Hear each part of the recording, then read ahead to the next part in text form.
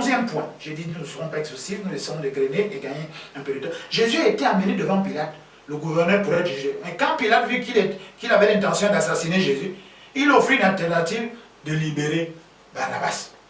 Matthieu 26, 16 et 17. Il est écrit. Ils avaient alors un prisonnier fameux nommé Barabbas. Comme ils étaient assemblés, Pilate leur dit, lequel voulez-vous que je vous relâche, Barabbas ou Jésus, qu'on appelle Christ? Waouh! N'est-ce pas? Même le sort, un criminel avéré. Jésus, lui, n'a fait que du bien.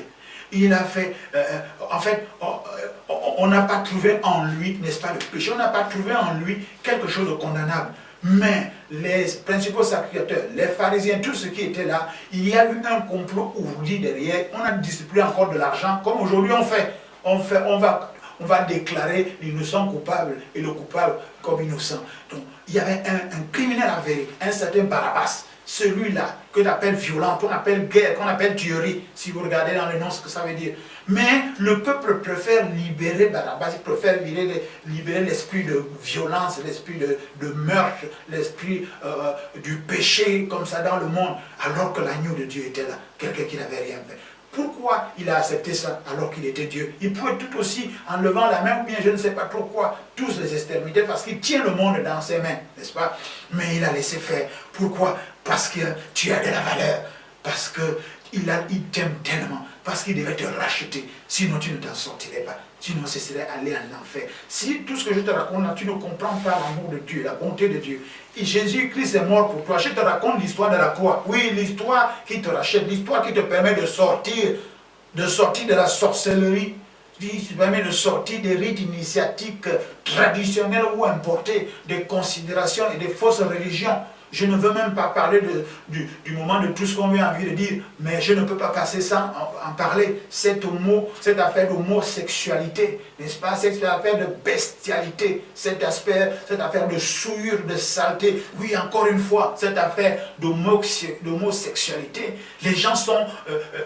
l'intelligence est complètement obscurcie parce que pour peupler le monde, il faut un homme et une femme. Si un homme avec un homme, Dieu dit déjà que c'est une abomination et qu'ils sont, n'est-ce pas, Dieu les déclare qu'on doit les tuer. Bon, passons maintenant, ce Dieu-là est bon. Une femme avec une femme. Mais comment ils vont faire pour avoir un enfant? Maintenant, ils ont déclaré que la fécondation in vitro. Oui, mais la fécondation in vitro, il faut toujours un homme et une femme, puisqu'il faut un spermatozoïde et un ovule. Maintenant, cet ovule, on le place dans une femme. Oui, mais il faut donc toujours une femme. Mais maintenant, si maintenant un homme va avec un homme, une femme avec un homme, et qu'il n'y a plus de spermatozoïdes, qu'est-ce qu'on fait? Ça veut dire que Dieu a dit croissez et multipliez et dominez, assujettez le monde. Donc, le plan du diable, c'est faire en sorte que le monde ne soit plus peuplé. Puisque comment les gens vont s'accroître, comment la population ou la société, la famille, s'il n'y a pas effectivement cela. Passons encore, Dieu jugera au moment opportun toutes ces abominations. La Bible déclare dans Romains que se vantant d'être sages, ils sont devenus fous et Dieu les a livrés à leur sens réprouvé, commettant donc cette abomination. Alors, nous allons partir un peu plus loin. Alors, on va prendre un dixième point. Quand Judas a vu qu'il avait l'intention de tuer Jésus, il a renvoyé l'argent et il est parti se pendre. Oui, même s'il a renvoyé l'argent. Mais ce qui est fait est fait, ce qui est dit est dit. Il est allé au jardin pour faire une bise, bon, pour aller baiser Jésus. Et puis à cause de ce baiser, il a trahi le Seigneur de gloire. Oui, ça devait se passer parce que tu as de la valeur, parce que vous avez de la valeur. Moi j'ai compris cela, c'est pourquoi j'ai donné ma vie à Jésus. C'est pourquoi je me suis repenti. C'est pourquoi j'ai dit, Seigneur, prends ma vie, je te donne mon cœur, je te donne ma vie, je te donne tout. N'est-ce pas? Sois mon Seigneur et Sauveur personnel. C'est parce que j'ai compris cela. Au 11e point, la Bible déclare que, on va dire pour 11e point, Matthieu 27, 3 à 5, c'est cette histoire où Judas va jeter de l'argent. Le 11e point que nous voulons ressortir. Jésus a été amené devant Pilate, le gouverneur pour le juger. Quand Pilate vit qu'il avait l'intention d'assassiner Jésus, il voulait libérer Barabbas. On a parlé de ça déjà, n'est-ce pas? Et nous allons au 6e point, au 12e point. Lorsque Pilate a vu qu'il avait l'intention d'assassiner Jésus, il s'est lavé les mains, lui aussi. Waouh! Tout, on va parler comme le commun des mortels. Il a enlevé son corps en lavant les mains, il dit je ne suis pas dedans. Matthieu 27, 23 à 25. On va ressortir un 13e point. Jésus-Christ a été fouetté sur le dos, alors Pilate prit Jésus et l'a flagellé. On peut lire ça dans Matthieu 27, 28. Ils lui enlevèrent les vêtements, on lui ôtait ses vêtements. Vous vous rendez compte? Fouetter quelqu'un, oh, on lui ôte ses vêtements. On a enlevé la dignité. On a donc toute la dignité humaine que le péché a enlevé chez toi. Toute la dignité humaine que vos comportements, n'est-ce pas, bestiaux et abominables ont enlevé chez vous. C'est ça que ça veut dire. On a enlevé les habits de Jésus. C'est-à-dire quand on enlève l'habit de quelqu'un, on le laisse à sa simple expression, on l'humilie, on la rabaisse. Le péché vous a rabaissé, le péché vous rabaisse. Le péché, c'est à cause. Donc on l'a dit, et on l'a fouetté, n'est-ce pas? Quand vous êtes déjà humilié, quand vous êtes déjà départi de la grâce, de la bonté de Dieu, de la personnalité que Dieu vous a donnée à cause du péché, n'est-ce pas? Quand vous allez là-bas à l'hôtel avec une femme, avec un homme, pour aller faire au fic, vous comprenez ce que j'ai envie de dire, n'est-ce pas? Ce que vous faites là, en fait, vous êtes en train de recevoir les coups de fouet mystiques des démons. Oui, l'adultère, quand vous commettez l'adultère, vous recevez les coups de fouet spirituels. Pour l'instant, là, vous ne ressentez pas ça, c'est après. Vous en dites, mais en fait, qu'est-ce qui c'est que cette histoire? Quand vous mentez là, vous recevez les coups de fouet. Quand vous volez, vous recevez les coups de fouet. Quand vous insultez, vous recevez les coups de fouet, les démons. C'est spirituel. On va dire également dans Matthieu 27, 29. Il lui mit une couronne d'épines sur la tête, il tressait une couronne d'épines et posait sur la tête. C'est incroyable. Une couronne reflète la gloire. Mais eux, ils ont mis une couronne d'épines. Comme, waouh, qu'est-ce que Jésus voulait dire par là? Jésus voulait dire que tous les couronnements, ou toutes les couronnes que nous voulons nous adjuger nous-mêmes, ou bien que les personnes nous donnent, la couronne du meilleur chanteur, la couronne du meilleur fornicateur, la couronne du meilleur danseur, et toutes les couronnes de ce sont des couronnes d'épines. C'est pourquoi? Parce que ça pique votre âme là-bas pour aller en enfer. Et Jésus devait donc porter ces fausses couronnes du monde là. La Miss Gabon, Miss je ne sais pas trop quoi là, monsieur ceci, monsieur cela, je suis le plus riche, toutes les couronnes que les humains portent là, ce sont des couronnes d'épines. Spirituellement, normalement, ces gens-là ne dorment même pas bien, c'est pour ça qu'ils se droguent, c'est pour ça qu'ils ont des pratiques sodomites, gomorrites, hein, vous connaissez l'histoire de Sodome et Gomorrhe, c'est-à-dire ils font des choses pour pouvoir oublier, ils se droguent pour pouvoir oublier. Pourquoi? Parce que leur couronne de meilleurs footballeurs, de super héros, de super, je ne sais pas, tout meilleur acteur, ces couronnes-là piquent jusqu'au dans leur âme. On va dire, regarde, Jésus devait porter toutes ces couronnes pour éviter. Ce sont les couronnes d'orgueil. L'orgueil précède la chute, n'est-ce pas? Jésus devait donc prendre tout cet orgueil-là, mettre ça pour dire, regardez-moi. On va aller plus loin. Matthieu 27, 30. Ils lui crachèrent dessus et ils crachèrent contre lui. C'est incroyable. Cracher contre quelqu'un, c'est le considérer comme des fesses, comme on va dire parler, comme tout le monde croit, comme les caca, comme les déchets, quelque chose qui sent mauvais, quelque chose qui est un détritus. On a craché, on a craché sur Dieu, il y a des gens qui crachent sur la parole de Dieu, il y a des gens qui crachent sur les serviteurs de Dieu. Il faut voir, c'est une façon de mépriser. Jésus a été méprisé à ce point-là qu'on lui crache dessus, comme s'il était un déchet. Pourquoi? Parce que vous avez de la valeur, parce que tu as de la valeur. Il devait effectivement faire en sorte que lui porte tout le mépris que les gens ont contre toi. Jusqu'au point où toi-même tu ne te considères même pas. Tu as l'impression que tu es venu accompagner les autres. Mais comme tu as cette impression-là, accompagne-les. Jésus a dit non, je viens prendre cet accompagnement-là. Parce que moi, Jésus, je dois t'accompagner pour la vie éternelle en Christ, au ciel. Et on va lire également. Ils se moquèrent de lui et ainsi, Matthieu chapitre 27, 31. Ils se sont moqués de lui. Combien de temps on se moque de vous? De votre vie, de votre foyer, de votre foi, de votre façon d'être, de votre façon de vous habiller, de vos problèmes, de votre façon d'aller de lieu en lieu, n'est-ce pas, pour pouvoir demander même une petite pitance pour subvenir aux besoins de vos enfants et de votre propre maison. Jésus a dit, d'accord, dans ces conditions-là, il faut aussi qu'on se moque de moi pour que plus jamais on ne se moque de vous. Pourquoi? Parce que vous avez de la valeur, parce qu'il ne veut plus qu'on se moque de vous. Donc, à ce niveau de la prédication, donne ta vie à Jésus pour qu'on ne se moque plus de toi. C'est pour ça qu'il est mort. Il est mort pour toi. Je te suis en train de te raconter l'histoire de la croix. L'histoire, n'est-ce pas, de quelqu'un dont on se moquait et dont on ne va plus se moquer parce qu'il va donner sa vie à Jésus. Je continue, n'est-ce pas, mais brûler, je crois que je suis en train de vous voir en train de brûler. Ils l'ont cloué sur une croix, Matthieu 27, 32.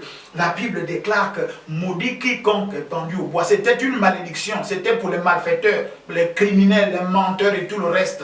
Et tous ceux qui commettent l'iniquité sur la terre. Donc lui aussi devait passer par là. Parce que Si tu dis que tu n'as pas de péché, tu fais du menteur et la vérité n'est pas en lui. Non, ce n'est pas possible. La Bible déclare que tout un soit reconnu menteur et que Dieu soit reconnu vrai. Je parle là à tout le monde parce que quand on entend certains serviteurs de Dieu taper sur les brebis, taper sur le peuple de Dieu, ou dire que le péché, le péché, le péché. Mais la Bible dit que personne, tout le monde pêche, même toi qui condamne les autres, toi qui cogne fort sur les autres là. Parce que simplement, il est venu pour prendre ces péchés-là, pour qu'ils soient répandus. Mais ce n'est pas une raison pour dire que nous devons continuer à pécher. Non, parce que simplement, sinon nous serons en train de le tuer une deuxième fois. Et ce n'est pas le cas. Il est mort une seule fois à Pâques. Quatrième point. La Bible déclare, non, on va terminer avec toujours ce point 13, au Jean 19, 34. Ils l'ont percé avec une lance, un des soldats lui a percé le côté avec une lance. Waouh, c'est incroyable. Waouh. Sur la croix là encore, on a percé le cœur. C'est comme si le cœur est le centre, on va dire, la Bible nous dit, garde ton cœur plus que tout, parce que c'est là que viennent toutes les réactions, tout ce que nous va pouvoir faire. Donc, en perçant le cœur de Dieu, c'est comme si on va tous les mauvais sentiments, là, le mauvais cœur, comme on dit chez nous.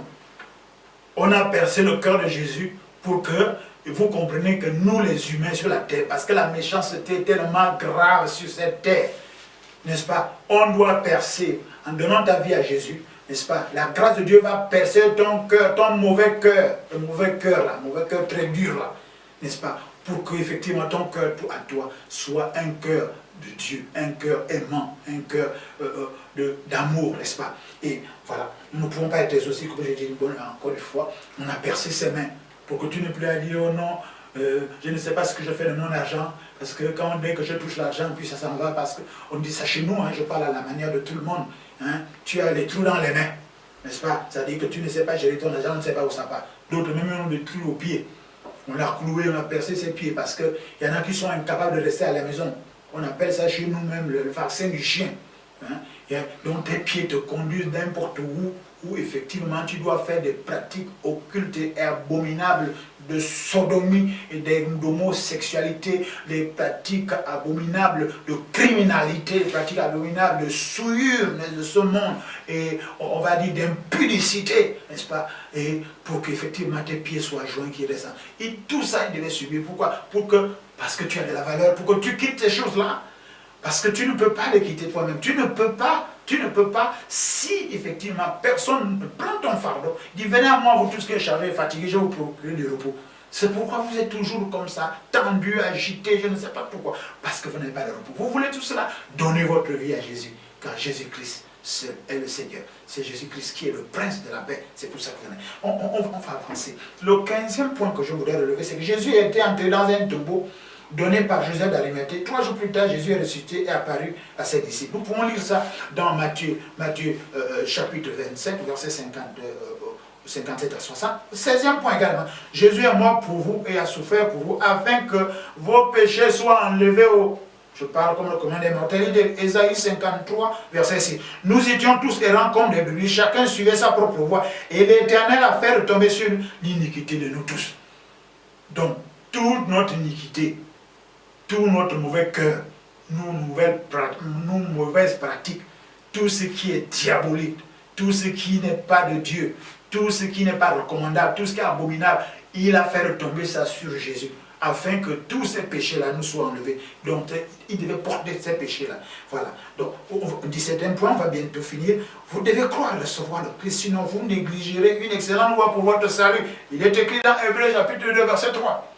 Comment échapperions-nous en négligeant un si grand salut qui, annoncé d'abord par le Seigneur, nous a été confirmé par ceux qui l'ont entendu? Là où je suis en train de prêcher là. Si vous ne saisissez pas le salut, comment est-ce que vous allez encore échapper à l'enfer? Comment vous allez échapper au jugement dernier?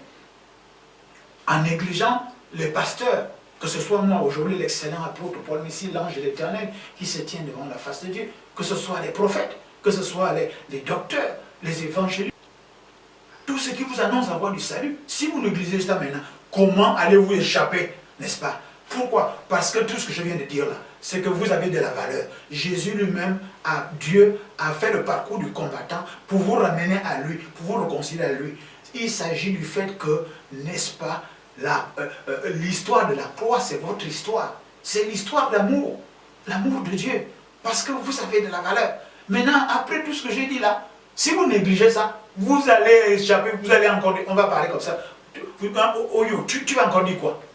Hein? Là, je viens de te dire, c'est l'histoire de la croix, l'histoire de ta vie, l'histoire de l'amour. Jésus est venu sur la terre mourir pour toi, pour que tous les fardeaux là, ils prennent et que toi, tu sois relaxé. C'est lui qu'on condamne. Tu vas encore dire quoi là, à ce niveau-là? Pour dire, oh, moi je ne vois pour l'histoire de Jésus là, je ne sais pas ceci, je parle à la manière des humains. Alors, je vais prendre un 17e point, on y est déjà. Vous devrez croire recevoir le Christ, sinon, si vous négligez cela, c'est ce que je disais tout à l'heure, Hébreux chapitre 2, verset 8, le 18e point. Connaissez-vous un autre homme, un prophète ou un chef religieux qui a versé son sang pour vous?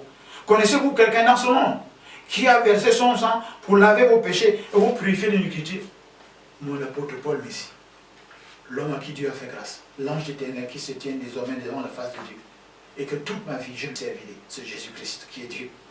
Moi, je ne connais pas. Je ne connais pas quelqu'un, un prophète religieux qui a versé son sang, qui a décidé de mourir pour porter mes péchés. Je ne connais pas. Seul Jésus-Christ a pu le faire. Il est écrit dans Actes chapitre 4, verset 12, et nous avons fini. Il n'y a pas de salut en aucun autre, car il n'y a sous le ciel aucun autre nom qui a été donné parmi les hommes par lequel nous devons être sauvés. Voici la fin de cette émission Christ à l'œuvre. N'est-ce pas? Cette émission seulement. N'est-ce pas? Nous sommes arrivés au terme de cette émission. Je ne peux pas prier sans effectivement vous recommander ce pourquoi nous avons entendu ça. Ne négligez pas tout ce que vous avez entendu. Qu'est-ce que je vais vous demander? Je vais vous demander seulement de donner votre vie à Jésus. Qu'est-ce qu'il faut faire? Pour ce faire, n'est-ce pas? Vous répétez après moi. Seigneur Jésus, j'ai écouté ta parole. Tu as ressorti combien ma vie est importante, comment mon âme est importante. Merci Seigneur, parce que l'histoire de la croix, c'est mon histoire. L'histoire de ton amour pour ma vie. C'est pour ça, maintenant, je confesse que je t'accepte et je te reçois comme mon sauveur et Seigneur personnel. Je te confie totalement ma vie et je te demande de me donner ton esprit, ton Saint-Esprit.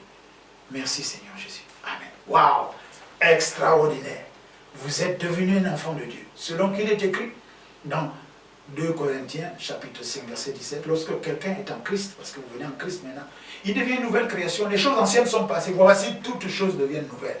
Oui, toutes choses vont devenir nouvelles. Et vous allez expérimenter ça par la grâce, n'est-ce pas, de la présence du Saint-Esprit dans votre vie. Alors, avant que de prier à la fin, je vais vous donner quelques recommandations. Encore une fois, je suis excellent à payer l'apôtre Paul Messie, l'ange de l'Éternel, qui officie au ministère CFN, ministère colonne de feu de nuit. Nous sommes au Gabon.